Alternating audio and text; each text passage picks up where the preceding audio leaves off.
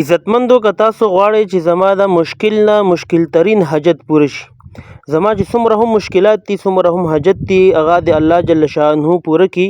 نو نن درته داسې وظیفه ښیم چې انشاءالله الله جل شانه به ستا دغې وظیفې په برکت سره ټول مشکلات څومره هم مشکل دي هغه به ټول الله جل شانه ختموي. ډېره اسانه او بهترینه وظیفه ده، مخکې نورو مسلمانانو ته هم ورسوي او خپله هم دې باندې عمل کوي. طریقه کار یې درته ښیم، ډېره اسانه ده.